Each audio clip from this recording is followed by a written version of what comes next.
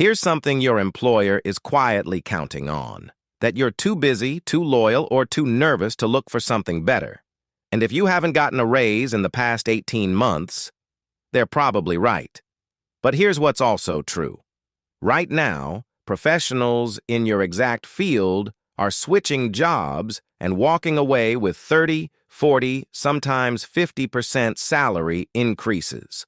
Not by quitting impulsively, not by posting on LinkedIn that they're open to opportunities. They're doing it quietly, strategically, and without a single person at their current company finding out, until the day they hand in their notice. In the next 10 minutes, I'm going to show you the exact 5-step system they're using. If you're watching this, chances are one of these is true. You like your job well enough, but you know you're underpaid. You've been passed over for a promotion and you're not sure why, or you're just bored. You've hit a ceiling, and you can see it. The problem is, searching for a job while you're employed is genuinely tricky. You can't just blast your resume everywhere. You can't update your LinkedIn and hope your manager doesn't notice. And you definitely can't take a dentist appointment every other Tuesday for interviews. So what do? You do it right. And that's exactly what this video is: a step-by-step guide to running a quiet, professional job search that protects your current income while you build toward your next move. Quick note: everything I'm sharing here is based on patterns from working professionals who successfully made moves in the last 2 years. No fluff, no vague advice. Just a real playbook. Step 1. Get clear before you search. The biggest mistake I see: people start applying before they know what they're actually looking for. They spray resumes everywhere, get into 2 or 3 interview processes simultaneously, and then either panic or get an offer they're not even excited about. So before you send a single message to a recruiter, spend 30 minutes getting clear on 3 things. Try this. 1. What am I actually leaving for? More money? Better title? Different industry? Remote work? This is Write what it down. my process 2. actually looks like. What's my non-negotiable minimum? If a company can't offer at least X salary or Y flexibility, it's not worth your time. 3. What's my timeline? Are you comfortable staying for 3 more months, or do you need out in 60 days? Your timeline changes how aggressive your search needs to be. Pro tip: use the levels.fyi or LinkedIn salary tool to benchmark your current salary right now. This is what If you're my 20% process below actually market, looks like. and a lot of people are, that alone tells you everything you need to know. Step 2. Lock down your digital presence without tipping anyone off. Here's where most people get caught. They update their LinkedIn, add a new skill, rewrite their summary, and boom. Their manager gets a notification, or worse, a colleague messages them saying, "Hey, I saw you were open to work." So, here's how you update your presence without setting off any alarms. First, turn off activity broadcasts in LinkedIn settings. Go to Settings and Privacy, then Visibility, then Share Profile Updates with your network. Turn it off. Do this before you change anything. Second, turn on Open to Work in private mode. LinkedIn has a setting that only shows your open status to recruiters, not your network. Use it. This is probably the single most underused feature on the platform. Third, update your headline and summary, but keep it achievement-oriented, not actively seeking language. Instead of looking for new opportunities, try something like finance professional helping companies scale revenue operations, 8 years in tech. That signals value without screaming, "I'm job hunting." And for your resume, keep a master version updated at all times, saved on Google Drive or Notion, not on your work computer. Never, and I mean never, work on your job search materials on company devices or company Wi-Fi. Step 3. Work the hidden job market. Here's a stat that changed how I think about job searching. 70 to 80% of jobs are never publicly posted. They get filled through referrals, recruiters, and internal networks. That means if you're only applying on LinkedIn or Indeed, you're competing for the smallest slice of the pie, and you're doing it with hundreds of other applicants.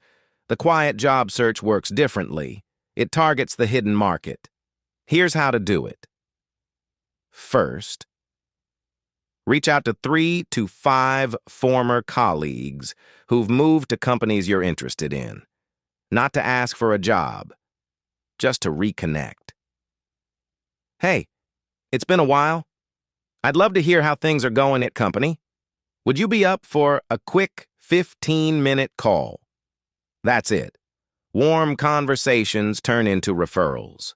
Second, engage with recruiters proactively. Go to LinkedIn, search for recruiters in your industry, and send a simple note.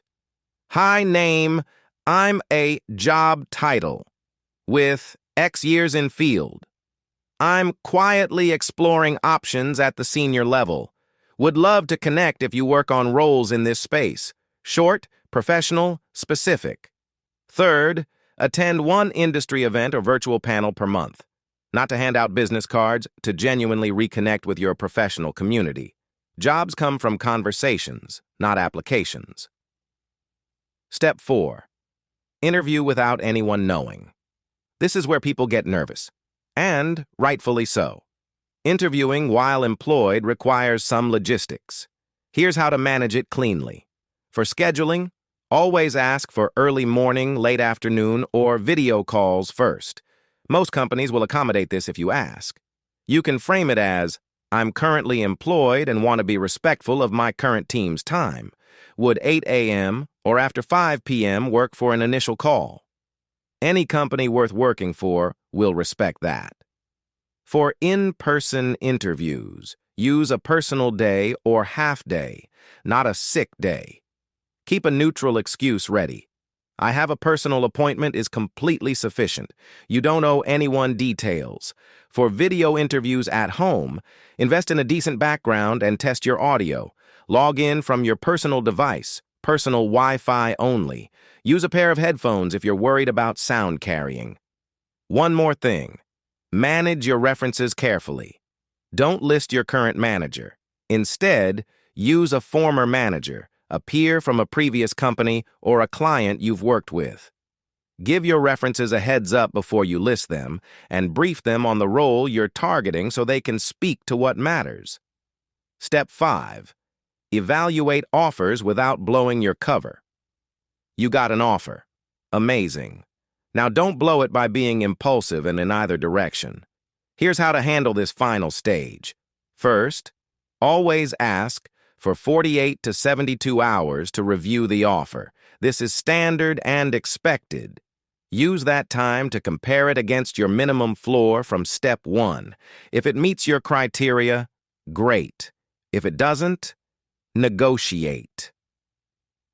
The number one mistake people make is accepting too quickly because they're excited to leave. Slow down. The company already chose you. You have more leverage than you think. Second, don't tell anyone at your current job until you've signed. Not your work friends, not your mentor, not the colleague who seems trustworthy. Until you have a signed offer in hand, you're still employed and you should act like it. Third, when you do resign, keep it professional and short. 2 weeks' notice, a brief thank you, and a commitment to transition your work cleanly. You never know when you'll cross paths with these people again. Here's what I want you to do right now. Drop your current job title in the comments and tell me what's making you consider a move. Is it salary, growth, culture? I read every single comment and I'll reply to as many as I can. And if this video helped you, subscribe. I post every week on this stuff. Salary negotiation, LinkedIn strategy, AI tools for your career. No fluff, no filler. Just what actually works for working professionals.